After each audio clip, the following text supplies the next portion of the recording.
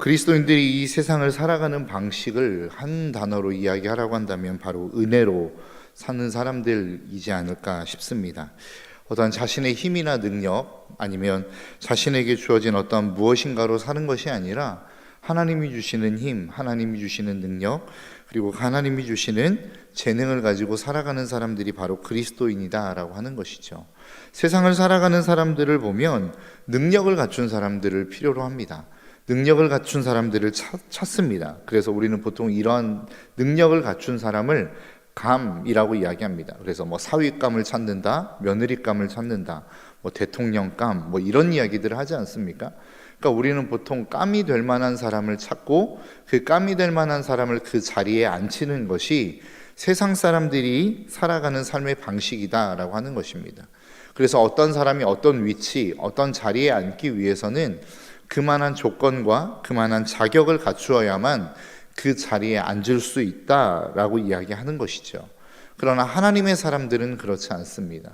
우리가 자격을 갖추거나 어떠한 조건을 갖추어서 하나님의 자녀가 되었고 또 하나님의 동역자로 부르신 것이 아니라 우리는 감이 되지 않지만 자격도 없고 조건도 없는 존재들이지만 하나님은 우리를 부르셨습니다. 그리고 그 하나님의 동역자로 우리를 삼으셨다라고 하는 것이죠.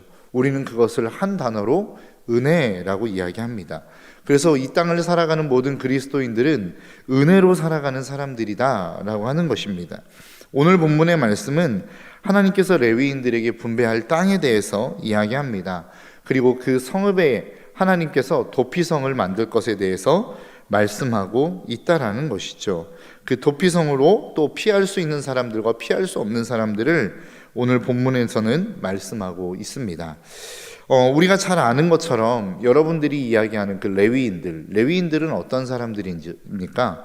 보통 하나님의 사명을 감당하는 사람들, 하나님의 성막에서, 하나님의 성전 안에서 하나님의 제사장의 직분을 감당하는 사람들, 그리고 그 모든 기구들을 관리하고 그 모든 것들을 이루어가는 사람들이 바로 레위인들 아니겠습니까? 그 레위인들에게 하나님은 48개의 성읍을 허락하셨고 또 그 48개의 성읍 가운데 6개의 성읍을 구별하여서 도피성으로 만들라고 말씀하고 있습니다.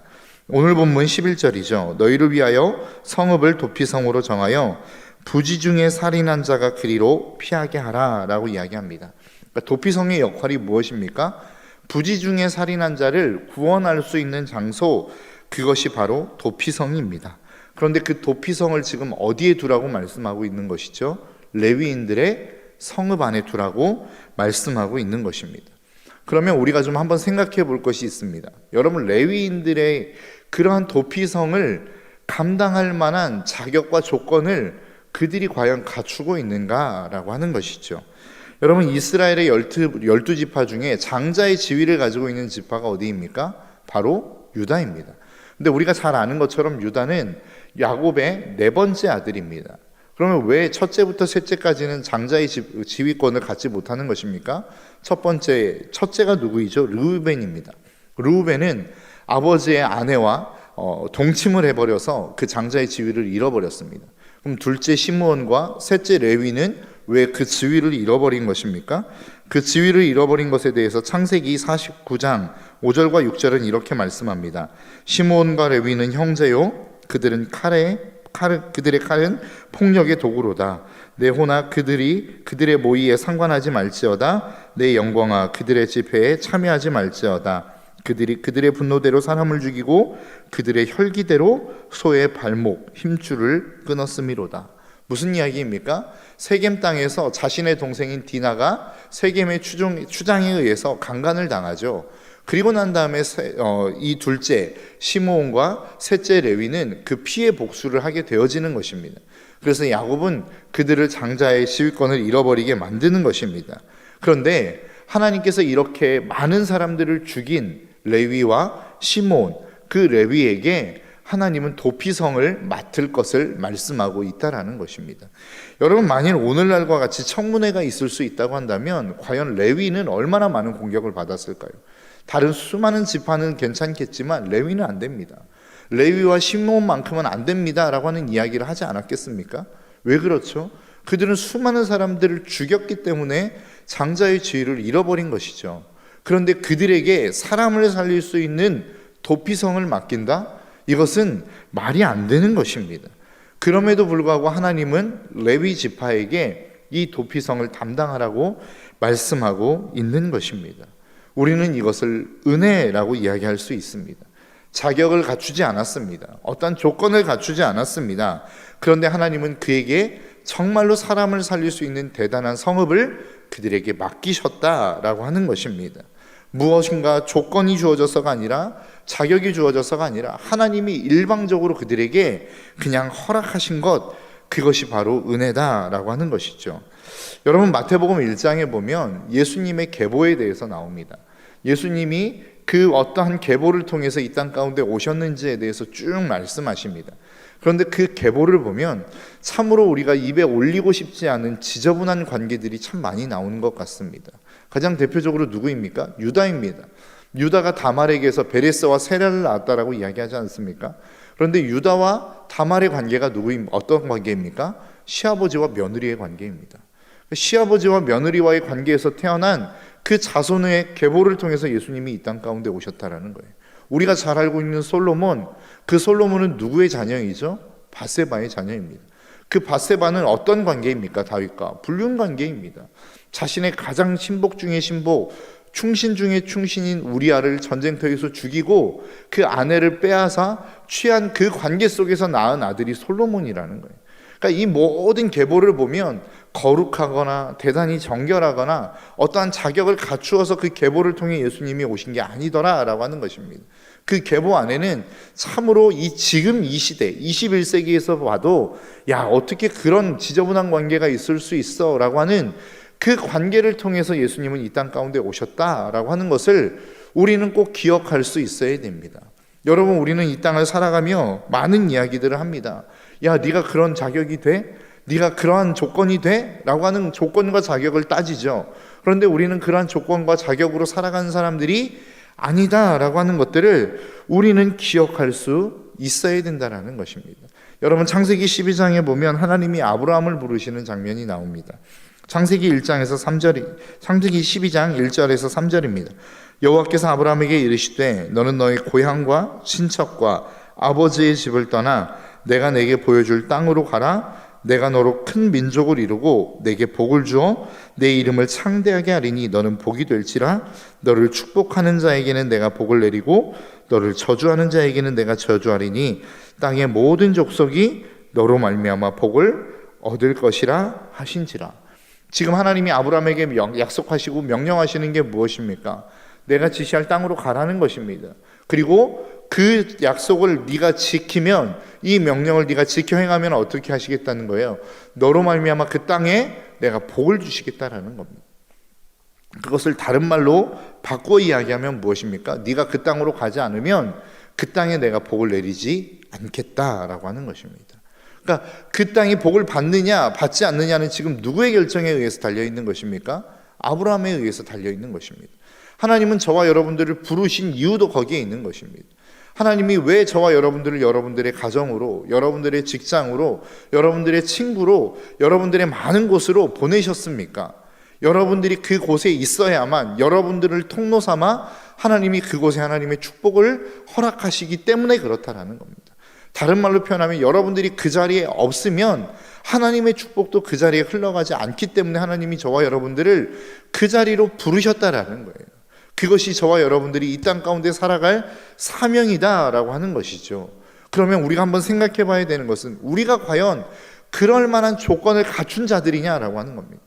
하나님이 우리를 이 땅에 축복을 흘려보내기 위한 통로로 하나님이 저와 여러분들을 부르셨다면 우리가 그 통로의 역할을 감당할 수 있을 만한 자격과 조건을 갖춘 자들이더냐라고 하는 것이죠. 그렇지 않죠. 우리는 그럴 만한 조건을, 그럴 만한 자격을 갖춘 자들이 아닙니다. 그럼에도 불구하고 하나님이 아브라함을 부르신 것처럼 하나님이 저와 여러분들을 일방적으로 부르셨다는 거예요. 야, 너는 그 땅 가운데 가서, 너의 가정으로 가서, 너의 학교로 가서, 너의 직장으로 가서 그 복의 근원으로서의 삶을 살아라 라고 하나님이 일방적으로 부르셨고 하나님이 일방적으로 명령하셨다라는 겁니다. 이것이 은혜입니다. 이것이 축복입니다. 갖춘 은혜는 없지만, 그러한 자격은 없지만 우리는 그렇게 하나님의 부르심을 받은 사람이에요. 그래서 우리는 그 자리에서 그러한 사명으로 이 땅을 살아갈 것들을 필요로 하는 사람들이다 라고 하는 것입니다. 우리의 삶이 그러한 삶이라는 것입니다. 여러분, 우리가 하나님의 은혜를 받았습니다. 하나님의 부르심을 받았습니다. 우리가 대단한 하나님 앞에 헌금을 해서 하나님이 우리를 부르신 것입니까? 하나님이 우리가 하나님 앞에 대단한 헌신의 삶을 살았기 때문에 하나님이 우리를 부르셨나요? 우리가 그렇게 하나님 앞에 대단한 무엇인가 전도와 성경을 읽거나 아니면 대단한 어떠한 삶을 살아냈기 때문에 하나님이 우리를 부르셨나요? 그렇지 않다라는 거예요. 그냥 일방적으로 하나님이 우리를 부르신 것입니다. 그리고 그 대단한 영광스러운 자리에 하나님이 저와 여러분들을 동역자로 부르셨다라는 거예요. 그런데 우리는 어때요? 내가 하나님 앞에 대단한 헌신을 한 것처럼, 대단한 헌금을 한 것처럼, 무엇인가 대단한 봉사를 한 것처럼, 대단하게 그렇게 엄청난 전도를 해낸 것처럼 우리는 착각하며 살더라는 것이죠. 그러면서 우리는 어떻게 삶을 살아갑니까? 나는 대단한 사람, 너는 그렇지 않은 사람, 이렇게 구분하며 살아가지 않더냐라고 하는 거예요. 그러니까 갈등과 분쟁이 일어나기 시작하죠. 여러분, 우리의 삶은 그런 삶이 아닙니다. 그리스도인들의 삶은 그런 삶이 아니라는 거예요. 내가 그러한 대단한 삶을 살아냈기 때문에 너와 나는 달라, 그렇기 때문에 나는 대우를 받아야 되지만 너는 그렇지 않아, 이게 그리스도인의 삶이 아니라는 거예요. 우리의 삶은 언제나 동등한 위치, 동등한 삶의 자리를 살아가는 사람들입니다. 레위인도 마찬가지예요. 레위인들이 도피성을 맡았던 것은 왜 그 도피성을 맡을 수 있었습니까? 그들에게 대단한 능력이나 대단한 힘이 있었기 때문입니까? 아니면 그들에게 대단한 조건을 갖추었기 때문입니까? 아니에요. 그냥 일방적으로 부르셨기 때문에 그 일들을 감당하는 것이란 말이죠. 우리의 삶도 마찬가지라는 겁니다. 우리를 목사로, 때로는 장로로, 권사로, 안수집사로, 집사로 우리를 부르셨습니다. 우리가 그러한 조건을 갖추어서가 아니라 그냥 하나님이 은혜로 우리를 일방적으로 부르신 거란 말이죠. 그러면 우리가 해야 될 일은 무엇입니까? 그냥 그 자리에서 충성을 다하는 것입니다. 그 자리에서 우리의 삶을 드리는 것입니다. 내가 무엇인가 대단한 일을 해서가 아니라 그냥 하나님이 부르시는 그 부르심의 감격이요, 그것이 은혜이기 때문에 우리는 그 자리에서 충성을 다하는 것이란 말이죠. 이것이 하나님이 레위에게 도피성을 맡기신 사건이고, 오늘날로 이야기하자면 저와 여러분들을 직분자로 부르신 그 하나님의 놀라운 은혜의 사건이란 말입니다. 그래서 우리는 그 하나님의 부르심 앞에 우리가 할 일은 충성을 다하는 것이라는 사실을 저와 여러분들이 잊지 않기를 주님의 이름으로 축복합니다. 이 사명을 우리 안에 다시 한번 되새기기 위해서 우리는 청지기 훈련을 하는 것입니다. 여러분, 우리에게 직분이 주어졌다고 한다면, 이 교회를 섬기는 직원이라고 한다면 여러분 누구나가 다 의무적으로 이 훈련에 참여하십시오. 그래서 왜 하나님이 우리를 부르셨는지, 어떠한 은혜로 우리를 부르셨는지를 다시 한번 우리의 마음 가운데 되새길 수 있는 시간이 될 수 있었으면 좋겠습니다. 그래서 내가 이토록 하나님 앞에 헌신했는데 본전 생각하는 그러한 사역이 아니라 정말로 하나님이 우리를 부르시는 그 은혜에 다시 한번 감격하며 그 하나님 앞에 충성을 다하는 그 결단의 시간이 있는 축복의 시간이 되시기를 주님의 이름으로 축복합니다. 그래서 우리의 삶을 우리는 하나님 앞에 은혜라고 이야기하는 것입니다. 그런데 이 은혜를 받을 수 있는 사람과 받지 못할 사람들을 하나님은 오늘 본문에서 구분하고 있습니다. 도피성으로 돌아와서 보호받을 수 있는 사람들과 보호받지 못할 사람들을 오늘 본문은 구분하고 있습니다. 오늘 본문 11절입니다. 너희를 위하여 성읍을 도피성으로 정하여 부지 중에 살인한 자가 그리로 피하게 하라 라고 말씀합니다. 그러니까 부지 중에 살인한 사람, 그 사람을 구원할 수 있는, 구원해낼 수 있는 조건을 말씀하고 있지요. 그런데 오늘 본문의 21절에서는 똑같이 살인한 사람임에도 불구하고 보호받지 못할 사람에 대해서 이야기합니다. 아기를 가지고 손으로 쳐 죽이면 그 친자는 반드시 죽일 것이니 이는 살인하였음이라 피를 보복하는 자는 살인자를 만나면 죽일 것이니라. 그러니까 뭐라고 말씀하고 있습니까? 너희가 똑같이 사람을 죽인 그 살인의 행위를 했다 할지라도 내가 정말로 죽이고자 하는 의도가 없었다는 거예요. 그런데 그렇게 어떻게 하다 보니까 죽음에 이르게 한 사람에 대해서는 그 살인자는 너희들이 도피성으로 도피하면 보호해 주라는 것입니다. 그런데 21절에서 이야기하는 것은 무엇입니까? 아예 그냥 죽이려고 마음 먹고 죽인 사람이 있다라는 거예요. 그런데 그러한 사람들은 보호해 줄 필요가 없다라고 성경이 말씀하고 있는 것입니다. 그러니까 성경이 중요시 여기는 것은 무엇입니까? 그 마음의 동기입니다. 왜 그 사람이 죽었느냐? 그 죽음에 이르게 한 어떤 결과물보다 왜 그렇게 되었느냐라고 하는 과정과 동기를 하나님은 중요하게 본다라는 것입니다. 죄악도 그렇죠. 그런데 선도 마찬가지입니다. 우리가 하나님 앞에 행하는 선행들이 있습니다. 봉사가 있고 구제가 있고 헌신이 있고 수많은 선행들이 있을 수 있습니다. 그 선행의 결과를 하나님은 보시지 않겠다는 거예요. 그 결과보다 더 중요한 게 무엇이라는 것입니까? 동기라는 것입니다. 네가 왜 그렇게 헌신을 했고 왜 그렇게 봉사를 하고 있으며 왜 그렇게 많은 사람들을 구제하고 있는지에 대한 그 동기를 하나님은 보시겠다라는 것입니다. 저와 여러분들의 마음 가운데 이 자리에 예배하는 많은 사람들이 계시죠. 그리고 온라인으로도 예배하는 분들이 계십니다. 그 예배의 동기가 과연 무엇이냐? 하나님은 그것을 보시겠다라는 거예요. 네가 도대체 예배하는 이유가 무엇이냐라는 거예요. 네가 왜 하나님 앞에 엎드리냐는 거예요. 네가 왜 하나님 앞에 그 헌신의 자리로 나아가느냐라고 하는 것입니다. 여러분, 우리의 행위 똑같이 예배의 자리에 앉아 있지만 그 예배를 드리는 목적과 이유는 다 다를 수 있습니다. 하나님은 그 다른 이유와 목적을 보시겠다는 거예요. 어떠한 사람의 예배 안에는 하나님의 놀라운 임재가 있는, 그래서 날마다 그 예배 속에서 하나님의 은혜와 감격 안에 드리는 예배자가 있는가 하면 똑같이 예배의 자리에 앉아 있는데 어떠한 사람은 그 은혜를 누리지 못하고 돌아가더라라고 하는 것이죠. 이유가 무엇일까요? 뭐 꼭 맞는 것은 아니겠지만 하나님의 그 엄청난 섭리들이 있겠지만 우리가 한 가지 추측해 볼 수 있는 것은 우리의 마음의 동기 아니겠습니까? 내가 정말로 이 예배의 자리에서 하나님의 임재를 간절히 사모하고 있는가? 내가 그 하나님의 함께 하심을, 그리고 나에게 찾아오시는 그 하나님의 은혜를 내가 간절히 구하고 있는가?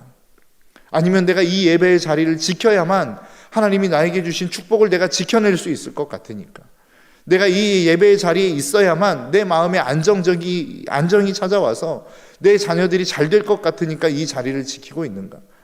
똑같이 예배의 자리를 지키고 있지만 그 마음의 동기에 의해서 이 예배의 결과는 천지 차이일 수 있다라고 하는 사실을 저와 여러분들이 잊지 않으시기를 주님의 이름으로 축복합니다. 예배의 자리에 앉아 있는 것 너무 중요합니다.